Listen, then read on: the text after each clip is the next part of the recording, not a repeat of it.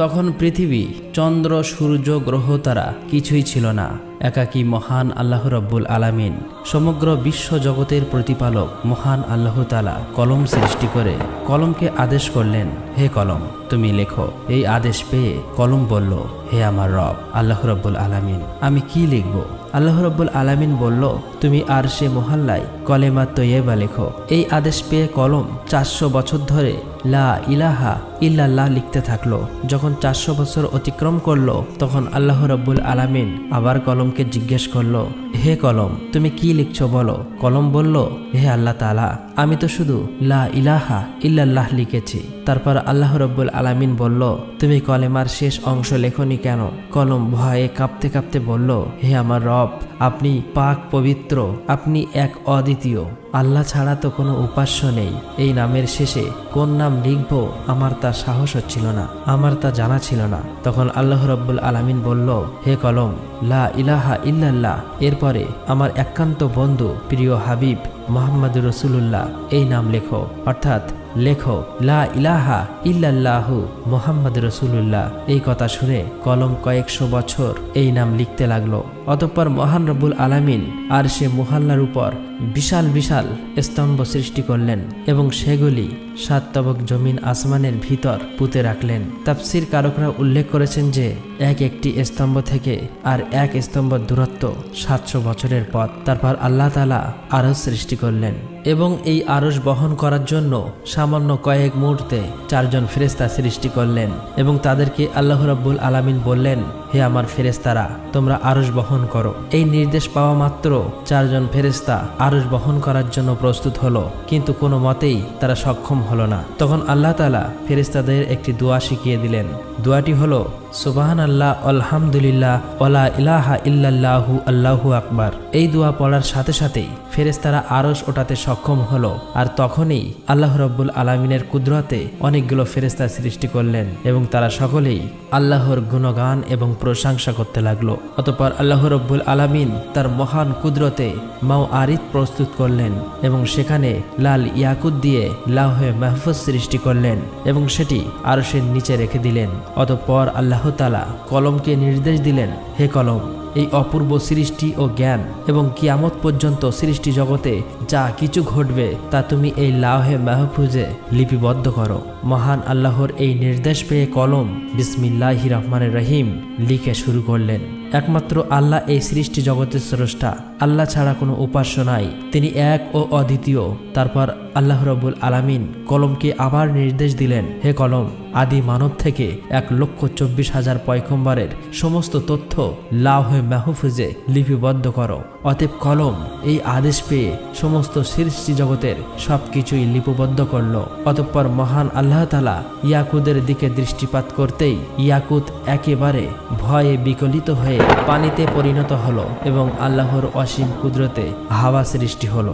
মহান রব্বুল আলামিন তাদের উত্তর, দক্ষিণ, পূর্ব, পশ্চিম দিকে পাঠিয়ে দিয়ে বললেন, তোমরা দ্রুত বেগে প্রবাহিত হয়ে পানিতে তরঙ্গ তুলে ফেনা সৃষ্টি করো। সাথে সাথে আল্লাহর নির্দেশ পালন করলো। অতএব পানির উপরে ফেনা জমে এই ফেনা সমূহের পরস্পরের সংঘর্ষের ফলে আল্লাহর হুকুমে আগুন সৃষ্টি হলো। কিছুক্ষণের মধ্যেই ওই আগুন থেকে ধোঁয়া নির্গত হলো। অতঃপর আল্লাহ তাআলার কুরসি পানির মধ্যখানে বিরাজ করতে লাগলো। আল্লাহ রাব্বুল আলামিন এই ধোঁয়াকে 7 ভাগে বিভক্ত করলেন। এর প্রথম ভাগ দিয়ে পানি, দ্বিতীয় ভাগ দিয়ে তামা, তৃতীয় ভাগ দিয়ে লোহা, চতুর্থ ভাগ দিয়ে রূপা, পঞ্চম ভাগ দিয়ে সোনা, ষষ্ঠ ভাগ দিয়ে মাওয়ারিদ, সপ্তম ভাগ দিয়ে ইয়াকুত সৃষ্টি করলো। এরপর মহান আল্লাহ তাআলা তার নিজ কুদরতে পানি দ্বারা প্রথম আসমান, তামা দ্বারা দ্বিতীয় আসমান, লোহা দিয়ে তৃতীয় আসমান, রূপা দিয়ে চতুর্থ আসমান, স্বর্ণ দিয়ে পঞ্চম আসমান, মাওয়ারিদ দিয়ে ষষ্ঠ আসমান এবং ইয়াকুত দিয়ে সপ্তম আসমান সৃষ্টি করলেন। এই এক আসমান থেকে আরেকটি আসমানের দূরত্ব প্রায় 500 বছরের পথ। তারপর আল্লাহ তাআলার কুদরতে পানি থেকে সোনায় রূপান্তরিত হওয়া বস্তু একটি লাল বর্ণ আকারের মাটির রূপ ধারণ করল। তখন আল্লাহ রাব্বুল আলামিন 4 ফেরেশতা হযরত জিবরাইল আলাইহিস সালাম, হযরত মিকাইল আলাইহিস সালাম, হযরত ইসরাফিল আলাইহিস সালাম, হযরত আজরাইল আলাইহিস সালাম ফেরেশতাকে 4 দিক থেকে টানতে বললেন। আল্লাহর নির্দেশ পেয়ে তারা সেই আদেশ পালন করল এবং সাথে সাথেই সুবিস্তৃত জমিনের রূপ ধারণ করল। অতঃপর আল্লাহ রাব্বুল আলামিন মাত্র 6 দিনে আসমান, জমিন, চন্দ্র, সূর্য, গ্রহ, তারা এই বিশ্ব জগৎ সমূহের যা কিছু আছে সমস্ত কিছু সৃষ্টি করলেন। তারপর সহস্র বছর পর আল্লাহ রাব্বুল আলামিন ধোঁয়াবিহীন অগ্নি সৃষ্টি করে তা থেকে জিনজাতি সৃষ্টি করলেন। জিনজাতির মধ্য থেকে একজন নবী পাঠান, তার নাম ইউসুফ। আল্লাহ তাআলা সেই নবীকে শরিয়াতের বিধি বিধান শিক্ষা দেন এবং তাদের দুনিয়ায় প্রেরণ করেন। এভাবেই চলছিল জিনদের জীবন। কিন্তু বহু বছর পর আল্লাহর বিধিবিধান ভুলে সমস্ত জিনের দল পথভ্রষ্ট হয়ে পাপাচারে লিপ্ত হলো। তখন ইউসুফ নামের ওই জিন সকলের উদ্দেশ্যে বলল, হে সকল জিনের দল, তোমরা আল্লাহকে ভয় করো, পাপাচার থেকে ফিরে এসো। তোমরা কি ভুলে গেছো আল্লাহ এক, অদ্বিতীয়, আল্লাহ ছাড়া কোনো উপাস্য নেই? অতএব তোমরা তওবা করে সৎ পথে ফিরে এসো এবং আল্লাহর বিধিবিধান মেনে চলো। কিন্তু এই সকল জিনের দল তার কথা শুনল না, সকলেই মিলে তাকে হত্যা করলো। এদিকে সকল ফেরেশতারা বলতে লাগলো, হে আল্লাহ, জিনদের দল দুনিয়াতে পাপাচারে লিপ্ত হয়ে ফাসাদ সৃষ্টি করছে এবং হত্যা করছে। আল্লাহ রাব্বুল আলামিন অসীম দয়ালু, আল্লাহর দয়া সীমাহীন। ফেরেশতাদের এই কথা শোনার পর তিনি জিনদের পাপের শাস্তি প্রদান না করে পুনরায় একজন পয়গম্বর পাঠালেন। কিন্তু তিনি সফল হতে পারলেন না। মাত্র কিছু সংখ্যক জিন তার হেদায়েত মেনে সৎ পথে প্রত্যাবর্তন করল, আর সকলেই পথভ্রষ্ট হয়ে গেল। এভাবে প্রায় 36,000 বছর সময়ের মধ্যে জিনরা বহু সংখ্যক পয়গম্বরকে হত্যা করে ফেলল। অতঃপর আল্লাহ রাব্বুল আলামিন ফেরেশতাদের বলল, তোমরা যাও, যারা পাপাচারে লিপ্ত তাদেরকে শাস্তি প্রদান করো। আল্লাহ রাব্বুল আলামিনের এই নির্দেশ পেয়ে ফেরেশতারা কোটি কোটি জিনদের শাস্তি প্রদান করল। কেবলমাত্র যে সকল ঈমানদার জিন পাপী জিনদের ভয়ে বনে, জঙ্গলে, পাহাড়, পর্বতে, গুহায় বসে আল্লাহর ইবাদতে মগ্ন ছিল, তারাই ফেরেশতাদের হাত থেকে রক্ষা পেল। ওই সময় ফেরেশতারা লক্ষ্য করে দেখল একটি কমবয়স্ক সুন্দর বালক জিন একাকী দাঁড়িয়ে আছে। তার নাম ইবলিশ। তাকে দেখে ফেরেশতাদের অন্তরে দয়া মায়া উদয় হলো। তখন ফেরেশতারা বলল, হে আমার রব, হে মাবুদ, এই বালক জিনটি অসহায়, তার প্রতি আমাদের অনেক মায়া লাগছে। আমরা কি একে নিয়ে আসমানে লালন পালন করব? ফেরেশতাদের অনুরোধে আল্লাহ রাব্বুল আলামিন তাকে আসমানে নিয়ে আসতে অনুমতি দিলেন। ইবলিশ ছিল তীক্ষ্ণ স্মৃতিশক্তি সম্পন্ন। সে একবার যা শুনতো চিরদিনের জন্য তা মনে রাখত। এদিকে যে সকল জিন বেঁচে গিয়েছিল তাদের বংশবৃদ্ধি পেয়ে আবার জিনদের দ্বারা এই জগৎ পরিপূর্ণ হয়ে উঠল। এদিকে ফেরেশতারা ইবলিশকে প্রথম আসমানে নিয়ে আসলো। সেখানে এসে ফেরেশতারা আল্লাহর ইবাদত বান্দাগির সমস্ত নিয়ম কানুন শিখিয়ে দিলেন। ইবলিশ খুবই অল্প সময়ে এই শিক্ষা লাভ করে দীর্ঘ 1000 বছর প্রথম আসমানে আল্লাহর ইবাদত করল। ইবলিশের আল্লাহর প্রতি ইবাদতের একাগ্রতা ও নিষ্ঠা দেখে অবাক হয়ে ফেরেশতারা বলতে লাগলো, আমরা কেবলমাত্র আল্লাহর ইবাদতের জন্যই সৃষ্টি হয়েছি। একমাত্র ইবাদতেই আমাদের শিক্ষা, ধ্যান, দীক্ষা সবকিছুই। কিন্তু কি আশ্চর্য ব্যাপার, ইবলিশ আমাদের কাছে ইবাদতের নিয়মকানুন শিখে সে যে ইবাদত করছে তার তুলনায় আমরা কিছুই না। আমাদের ফেরেশতাদের মধ্যে তো এমন ইবাদত কাউকে করতে দেখিনি। মনে হচ্ছে ইবলিশের কাছে আমাদের অনেক কিছু শেখার আছে। তার ইবাদতে ফেরেশতারা এত মুগ্ধ হলো যে তাকে অতি যত্ন সহকারে প্রথম আসমান থেকে 1000 বছর পর দ্বিতীয় আসমানে নিয়ে গেল। দ্বিতীয় আসমানে এসে তার চেয়েও বেশি পরিমাণে ইবাদতে মশগুল হলো। আসমানের ফেরেশতারা এটা দেখে চারিদিক থেকে ধন্য ধন্য বলতে লাগলো। বহু ফেরেশতারা তার প্রশংসা করতে লাগলো এবং ইবলিশের নাম রাখলো আবেদ। তারপর ইবলিশ 1000 বছর ইবাদত করার পর ফেরেশতারা দ্বিতীয় আসমান থেকে তৃতীয় আসমানে নিয়ে গেল।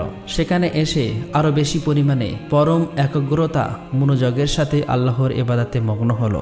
এটা দেখে সেখানকার ফেরেশতারা তার ইবাদতে মুগ্ধ হয়ে ইবলিশের নাম রাখলো অলি। এভাবেই প্রত্যেক আসমানে ইবলিশ 1000 বছর ইবাদত করলো। অবশেষে সপ্তম আসমানে উপনীত হয়ে পরম সুখে শান্তিতে বসবাস শুরু করলো।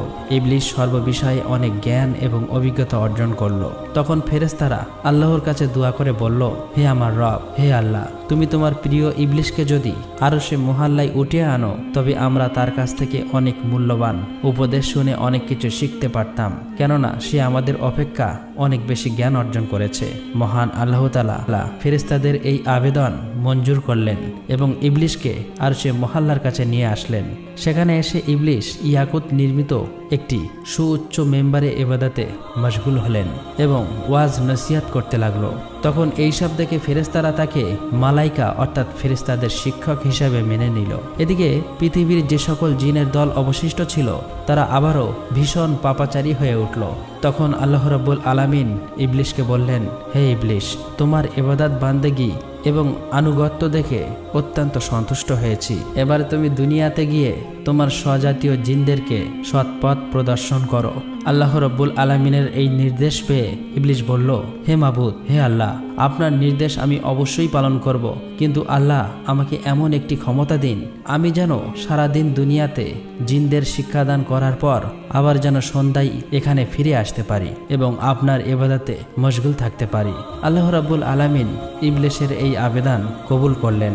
অতঃপর ইবলিশ অত্যন্ত আনন্দিত চিত্তে দুনিয়াতে নেমে আসলো এবং জিনদেরকে বলতে লাগলো, হে জিনের দল, তোমরা কি ভুলে গেছো সেই আযাবের কথা? এখনো সময় আছে, আল্লাহর পথে ফিরে এসো। আল্লাহ ছাড়া কোনো উপাস্য নেই, পাপ কাজ ছেড়ে দিয়ে সৎ পথে ফিরে এসো।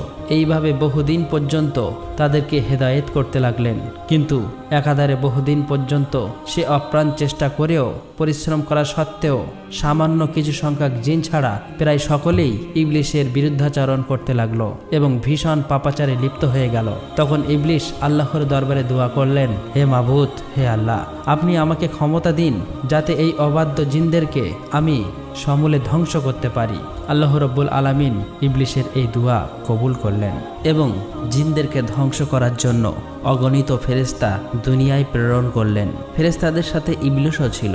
অতএব ফেরেশতা ও ইবলিশের আগমনের পর দুনিয়ায় সমস্ত পাপাচারী জিন একে একে প্রাণ হারালো। দুনিয়ার কার্য শেষ করে পুনরায় ইবলিশ একাগ্রচিত্তে আল্লাহর ইবাদতে মশগুল হলো। আল্লাহ তাআলার দরবারে ইবলিশের কত যে সিজদা ছিল তা কারো পক্ষে হিসাব করা সম্ভব নয়।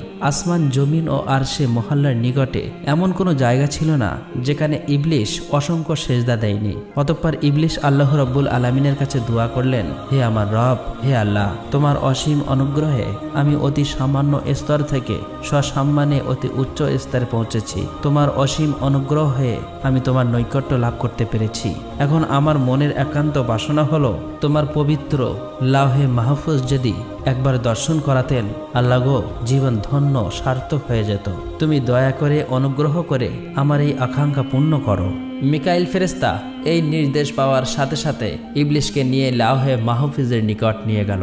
ইবলিশ আল্লাহর অপূর্ব সৃষ্টি লাওহে মাহফুজের দিকে এক দৃষ্টিতে চেয়ে দোয়া পাঠ করতে লাগলো। হঠাৎ এক স্থানে চোখ পড়ল আর সেখানে লেখা আছে, আল্লাহর এক বান্দা 6 লক্ষ বছর পর্যন্ত আল্লাহর ইবাদত করবে, কিন্তু মহান আল্লাহর একটি আদেশ অমান্য করায় সে জান্নাত থেকে বিতাড়িত হবে, আর ওই বান্দা আসমান ও জমিনের মালায়ন বা অভিশপ্ত নামে পরিচিত হবে।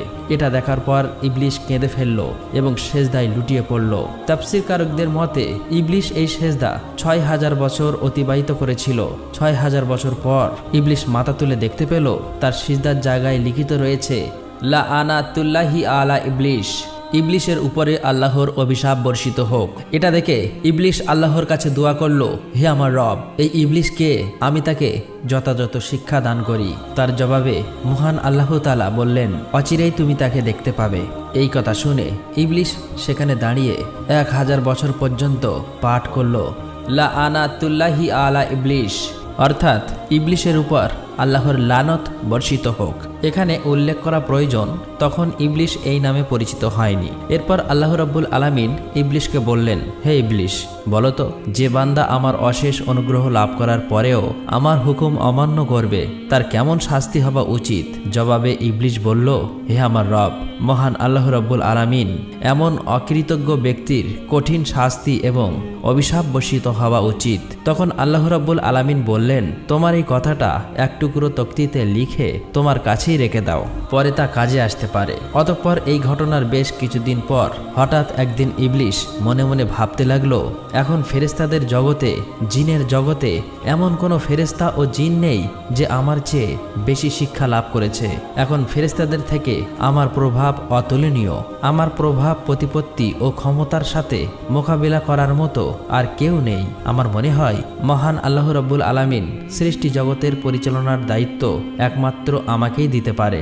এই ঘটনার বেশ কিছুদিন পরেই আল্লাহ তাআলার একদল ফেরেশতা লাওহে মাহফুজে একটি লেখা দেখতে পায়, খুব শীঘ্রই একজনের উপর আল্লাহর নালত বর্ষিত হবে। এই লেখা দেখে সমস্ত ফেরেশতাদের দল ভয়ে থরথর করে কাঁপতে লাগলো। তারা বলতে লাগলো, না জানি কে ওই হতভাগা যার উপরে এই দুর্ভাগ্য নেমে আসবে। সকল ফেরেশতারা দুশ্চিন্তায় পেরেশানি হয়ে কাঁদতে কাঁদতে তাদের ওস্তাদ ইবলিশের নিকট হাজির হলো।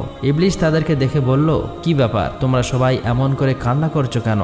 তখন ফেরেশতারা বলল, ওস্তাদ, লাওহে মাহফুজের ওখানে লেখা আছে একজনের উপর আল্লাহর নালত বর্ষিত হবে। আমরা এই চিন্তায় এবং ভয়ে কান্না করছি। ওস্তাদ, আপনি আমাদের জন্য দোয়া করুন যাতে আমরা আল্লাহর নালত থেকে রক্ষা পেতে পারি। ইবলিশ ফেরেশতাদের এই সমস্ত কথা শোনার পর মুচকি হেসে আল্লাহ তাআলার দরবারে দোয়া করল, হে আমার রব, হে দয়াময় আল্লাহ তাআলা, তুমি এই ফেরেশতাদের কারোর উপর লানত দিও না। আল্লাহ রাব্বুল আলামিন সাথে সাথে ইবলিশের এই দোয়া কবুল করলেন। অতঃপর এর কিছুদিন পর একদিন ইবলিশ আরশে মুআল্লার একখানা তাকঠির উপরে উজ্জ্বল নূরের হরফে একটি লেখা দেখতে পায়। সেখানে লেখা ছিল, আউযু বিল্লাহি মিনাশ শাইতানির রাজিম, অর্থাৎ বিতাড়িত শয়তান হতে আল্লাহ তাআলার নিকট সাহায্য প্রার্থনা করছি। এই লেখা দেখার পর ইবলিশ অত্যন্ত বিস্মিত হয়ে আল্লাহর নিকটে জিজ্ঞাসা করল, হে আমার রব, কে সেই পাপিষ্ট শয়তান যাহা থেকে রক্ষা পাবার জন্য তোমার কাছে প্রার্থনা করার কথা লেখা আছে? আল্লাহ রাব্বুল আলামিন বললেন, অতি শীঘ্রই তুমি তাকে চিনতে পারবে। এদিকে বিপর্যয় সৃষ্টিকারী জিনদের থেকে জগৎকে মুক্ত করার পর আল্লাহ রাব্বুল আলামিন ঘোষণা করল, হে আমার ফেরেশতারা, জমিনে আমার এক নতুন খলিফা সৃষ্টি করব। এই ঘোষণা শোনার পর সমস্ত ফেরেশতার দল আল্লাহ তাআলার কাছে বললেন, হে আমার রব, হে দয়াময় আল্লাহ, আপনি কি এমন প্রতিনিধি সৃষ্টি করতে চান যে জমিনে ফাসাদ রহাজানি সৃষ্টি করবে? এর আগে যেমনটা হয়েছিল, আমরা তো আপনার পবিত্রতা ও প্রশংসা করি। তখন আল্লাহ রাব্বুল আলামিন বললেন, নিশ্চয়ই আমি যা জানি তোমরা তা জানো না। অতঃপর আল্লাহ রাব্বুল আলামিন জিব্রাইল আলাইহিস সালামকে আদেশ দিলেন, হে জিব্রাইল, তুমি যাও, জমিনের উপরি ভাগ থেকে এক মুষ্টি মাটি নিয়ে আসো। জিব্রাইল আলাইহিস সালাম এই নির্দেশ পেয়ে তখনই জমিনে নেমে আসলো। যেখানে বর্তমানে কাবা উপস্থিত, সেখানেই সর্বপ্রথম এক মুষ্টি মাটি নিতে চাইল। কিন্তু জমিন বলে উঠল, হে জিব্রাইল, আমার নিকট থেকে মাটি নিও না। এই মাটি থেকে আল্লাহ রাব্বুল আলামিন তার যে খলিফা বা প্রতিনিধি সৃষ্টি করবেন, তাদের সন্তান সন্ততি শাস্তিযোগ্য হবে। আমি অসহায় মাটি, আল্লাহর শাস্তি ভোগ করার শক্তি আমার নেই। এই কথা শোনার পর হযরত জিব্রাইল আলাইহিস সালাম মাটি না নিয়ে ফিরে আসলেন। এরপর একে একে মিকাইল, ইসরাফিল সকল ফেরেশতাকে মাটি আনার জন্য সেখানে পাঠানো হলো, কিন্তু তারা সবাই এভাবে মাটি না নিয়ে ফিরে আসলো। অবশেষে আল্লাহ রাব্বুল আলামিন হযরত আজরাইল ফেরেশতাকে বলল, হে আজরাইল, তুমি জমিন থেকে এক মুষ্টি মাটি নিয়ে আসো। আল্লাহ রাব্বুল আলামিনের এই নির্দেশ পেয়ে আজরাইল ফেরেশতা সাথে সাথে জমিনে নেমে আসলেন। অতঃপর জমিন আগের মতো আল্লাহর কসম করে মাটি নিতে নিষেধ করলেন। তখন আজরাইল ফেরেশতা বললেন, হে জমিন, তুমি যার কসম দিচ্ছ, আমি সেই মহান আল্লাহর নির্দেশে এখানে এসেছি। আমি সেই মহান আল্লাহ তাআলার আদেশ অমান্য করতে পারবো না। অতএব এক মুষ্টি মাটি নিয়েই যাব। এই কথা বলার পর আজরাইল ফেরেশতা এক মুষ্টি মাটি নিয়ে ঊর্ধ্ব জগতে চলে গেলেন। আল্লাহর দরবারে এসে বললেন, হে আল্লাহ, আপনি মহান জ্ঞানী, এই জগৎ সমূহের প্রতিপালক, আপনার আদেশ আমি পালন করেছি। তখন আল্লাহ রাব্বুল আলামিন বললেন, হে আজরাইল, এই মাটি হতে জমিনে এক খলিফা সৃষ্টি করব এবং তার জান কবজ করার দায়িত্ব তোমাকেই দেব। তখন আজরাইল ফেরেশতা বললেন, হে আমার রব, হে মহান আল্লাহ তাআলা, আপনি যদি এই দায়িত্ব আমাকে দেন, তাহলে আপনার বান্দারা আমাকে দুশমন ভাববে। তখন আল্লাহ রাব্বুল আলামিন বললেন, হে আজরাইল, প্রত্যেক বান্দা তার মৃত্যুবরণ করার আগে একটি ওসিলা তৈরি হবে, ফলে কেউ তোমাকে দুশমন ভাববে না। অতঃপর আল্লাহ রাব্বুল আলামিনের নির্দেশে ফেরেশতারা ওই এক মুষ্টি মাটিকে তায়েফ ও মক্কা শরীফের মাঝখানে রেখে দেন। তখন আল্লাহর রহমতের বৃষ্টি তার উপর বর্ষিত হয়। এভাবে 2 বছর সেই মাটি বৃষ্টিতে ভিজে কাদায় পরিণত হলো। 6ষ্ঠ বছরের শুকনো মাটিতে রূপান্তরিত হলো এবং 8ম বছরে হযরত আদম আলাইহিস সালামের আকৃতি সৃষ্টি হলো। অতঃপর একদিন ইবলিশ 70,000 ফেরেশতার সাথে নিয়ে হযরত আদম আলাইহিস সালামের নিকটে এসে দেখে তার দেহপিঞ্জর মাটিতে পড়ে রয়েছে। এ সময় ইবলিশ তার প্রতি অসম্মানের দৃষ্টিতে দেখে। তারপর অন্য একদিন ফেরেশতারা ইবলিশকে বললেন, আল্লাহ রাব্বুল আলামিন এই মাটি হতে প্রতিনিধি সৃষ্টি করবে। তখন ইবলিশ বলল, একথা সত্য, তবে আল্লাহ তাআলা যদি আমার অধীনে করে দেয় তাহলে আমি তাকে ধ্বংস করে ফেলব, আর আমাকে তার অধীনস্থ করে দিলে আমি তার অধীনতা স্বীকার করব না। এই ঘটনার 40 দিন পর হযরত আদম আলাইহিসসালামের রূহ সৃষ্টি করা হয়। অতঃপর আল্লাহ রাব্বুল আলামিন সকল ফেরেশতাকে বলল, হে ফেরেশতারা, তোমরা সকলেই আদমকে সেজদা করো। সকল ফেরেশতারা হযরত আদম আলাইহিসসালামকে সেজদা করল, কিন্তু ইবলিশ সেজদা করল না। তখন আল্লাহ রাব্বুল আলামিন বললেন, হে ইবলিশ, যাকে আপন হাতে সৃষ্টি করা হয়েছে তাকে সেজদা করতে কিসে তোমাকে বাধা দিল? এটা তো তুমি অহংকার করলে। তখন ইবলিশ বলল, আমি তার চেয়েও শ্রেষ্ঠ। হে আল্লাহ, আপনি আমাকে আগুন দিয়ে সৃষ্টি করেছেন আর তাকে মাটি দিয়ে সৃষ্টি করেছেন। তখন আল্লাহ রাব্বুল আলামিন বললেন, হে ইবলিশ, এখান থেকে বেরিয়ে যাও, কারণ এখন তুই অভিশপ্ত হয়েছিস, তোর উপর কিয়ামত পর্যন্ত লানত থাকলো। তখন ইবলিশ শয়তান বলল, হে আল্লাহ, এই আদমের জন্যই আমি আপনার দরবার থেকে বিতাড়িত অভিশপ্ত হয়েছি, এটা আমার দুর্ভাগ্য। তখন আল্লাহ রাব্বুল আলামিন বললেন, হে ইবলিশ, সেই লেখা তক্তির দিকে চেয়ে দেখো কি লেখা আছে। ইবলিশ সেদিকে দৃষ্টি করতেই দেখলো সেখানে লেখা আছে, আল্লাহর এক বান্দা আল্লাহর নির্দেশ অমান্য করবে আর তার শাস্তি হচ্ছে আল্লাহর লানত, অর্থাৎ আল্লাহর রহমত থেকে বঞ্চিত হয়ে যাবে। এই লেখা পাঠ করার পর ইবলিশ অত্যন্ত নিরাশ ও লজ্জিত হয়ে বললেন, হে আমার রব, আমাকে অবকাশ দিন সেই কিয়ামত দিবস পর্যন্ত। আমার দ্বিতীয় আবেদন হলো, আমাকে আদম সন্তানের মস্তিষ্কের ভিতরে প্রবেশের সুযোগ দিন আর আমাকে তাদের দৃষ্টির অন্তরালে রাখুন, যেন আমি তাদেরকে সবসময় ধোঁকা দিতে পারি। আপনার ইজ্জতের কসম, আমি তাদের সবাইকে পথভ্রষ্ট করব। তখন আল্লাহ রাব্বুল আলামিন বললেন, তোকে এবং তোর অনুসারীদের দিয়ে জাহান্নাম ভর্তি করব, তবে তাদেরকে নয় যারা ঈমানদার আল্লাহওয়ালা, যারা আল্লাহর পথে থাকবে। অতঃপর আল্লাহ রাব্বুল আলামিন ফেরেশতাদেরকে হুকুম করলেন, তোমরা হযরত আদম আলাইহিসসালামকে জান্নাতুল ফেরদাউসে নিয়ে যাও। ফেরেশতারা এই হুকুম পাওয়ার সাথে সাথেই হযরত আদম আলাইহিসসালামকে জান্নাতুল ফেরদাউসে আনলেন এবং আল্লাহ তাআলা সকল নিয়ামত দান করলেন। প্রিয় দর্শক, আপনারা যদি চান এর পরের পাঠ, তাহলে অবশ্যই আপনাদের মন্তব্য লিখে জানাতে ভুলবেন না।